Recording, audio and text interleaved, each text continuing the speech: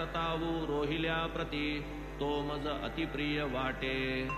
या रोहिल्याची बाईल घरघुशी नांदून घटे तयापाशी. यावया टोके ती मजपाशी चुकवोनी त्यासी ते विवशी. नाही रांडेला पडद पोशी लाज लज्जा लाविली वेशी.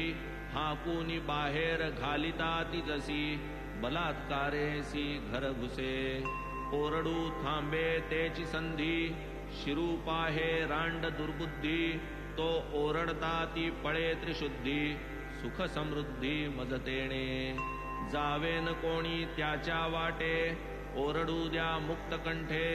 तया वीण मज रात्र न कंठे सौख्य मोठे त्याचेनी. याची ही ओरड येणे परी आहे मज बहुहितकारी. ऐसा हा रोहिला परोपकारी बहुसुखकारी मज लागी. ओरडू द्या त्यासी यथेष्ट त्यातची आहे माझे इष्ट. ना तरी ती रोहिली दुष्ट देईल कष्ट मज लागी. स्वयेची मग जै थकेल आपोआप स्वस्थ राहील. कार्यभाग तुमचा साधेल मजहीन बाजेल ती रांड. ऐसे म्हणता महाराज खुंटला मग तेथे इलाज. बाबांच्या मनी नाही गजबज काय मग काज आम्हा ते.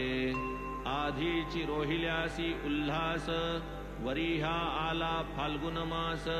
कलमे पडता कंठशोष असम साहस मांडिला. जन समस्त आश्चर्यापन्न केवढे बाबा क्षमा संपन्न.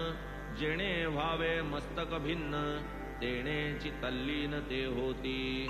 काय भयंकर ती ओरड घशासी कैसी नव्हे कोरड. बाबांची परी एकची होरड नका दरडावू तयाला. दिसाया रोहिला वेडा पीर परी बाबांवरी अत्यंत आदर. कलमे निज धर्मानुसार हर्ष निर्भर पढे तो. वाणी हळुवार किंवा मोठी कोणास याचा विचार पोटी.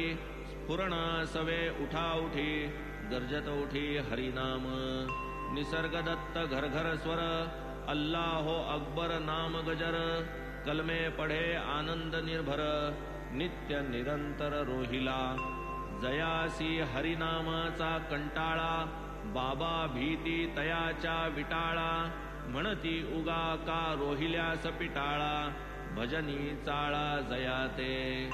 मदभक्ता यत्र गायंती तिष्ठे तेथे मी उन्निद्र स्थिती.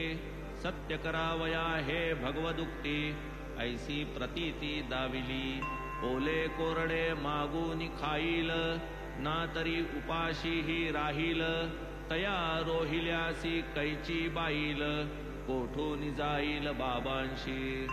रोहिला कफल्लक दिडकीस भारी कैचे लग्न कैची नारी. बाबा बाळ ब्रह्मचारी कथा ही सारी माईक. करीना का कंठशोष बाबांसी कलम्यांचा संतोष.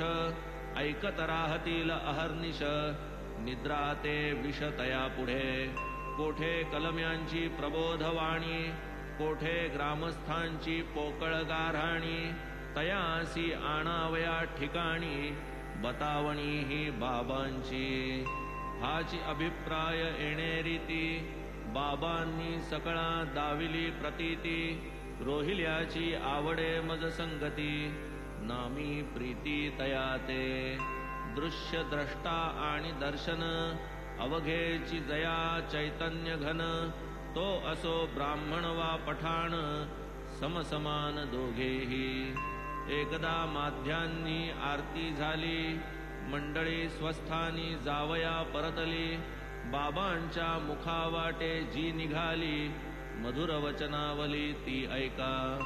कुठेही